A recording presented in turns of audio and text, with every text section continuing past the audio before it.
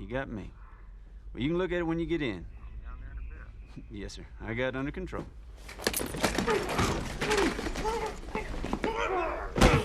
Hello everyone, welcome to Get Writing, your one-stop shop for all things related to the art and craft of storytelling. I'm Dr. Stavros Halvatsis.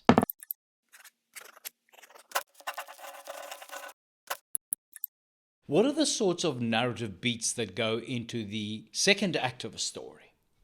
To illustrate, let's dip into the Oscar-winning film No Country for Old Men. This thriller, directed by Joel and Ethan Coen, is a prime example of tense, exciting storytelling. Before we wade deeper in, let's establish exactly what the second act is. In a typical three-act structured story, Act 1 introduces us to the characters and the world. Act 2 is where the majority of the story, its conflicts and complications unfold. And Act 3 brings it all to a climax and a resolution. Think of Act 2 then as the pot which brings your stew to a boil. Act 2 has the protagonist face mounting challenges and escalating stakes as he or she attempts to reach the ultimate goal. Moss, for example, stumbles upon a drug deal gone wrong, and his goal becomes to survive a suitcase filled with $2 million. To complicate matters, Moss is pursued by the menacing Anton Chigurh, played by Javier Bardem. This hunt becomes the driving force of the story, bringing the tension and suspense to a boiling point. Chigurh remains just a step behind. Where does he work? I can't say. Where does he work? Sir, I ain't at liberty to give out no information about our residents. The second act also develops the subplots. In No Country for Old Men, the aging sheriff Ed Tom Bell is played by Tommy Lee Jones. His character arc and his attempts to solve the case add depth and vulnerability to his character. Loretta tells me you're quitting. How come you're doing that? I don't know. I feel overmatched. The film uses Bell's character to explore deeper themes like the nature of evil, growing old, and the changing world around him.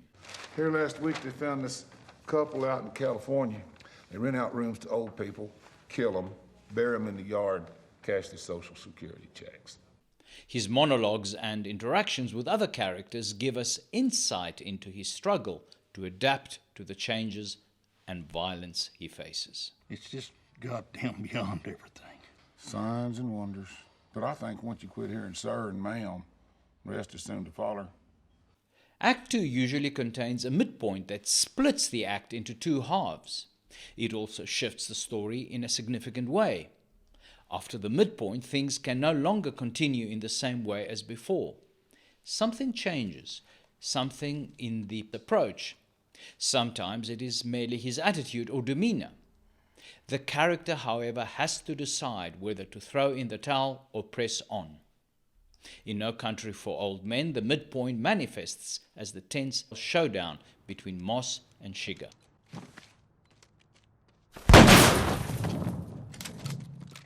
It's a pivotal moment where the stakes are raised and the narrative takes a darker turn.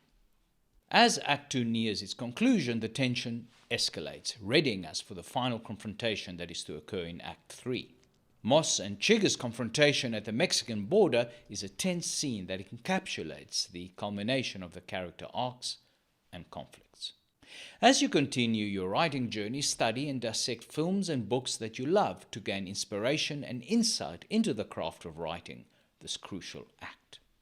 To sum it all up then, Act 2 focuses on the protagonist's goals and challenges, introduces subplots, demonstrates character development, increases the conflict between characters, and escalates the tension. Finally, it lays the groundwork for the climax that is to occur in Act 3. Well, that's it for now. If you enjoyed this video, consider subscribing, hitting the like and notification buttons, and leaving a comment to share your thoughts and to help the channel grow. Thank you for watching, and I'll see you soon.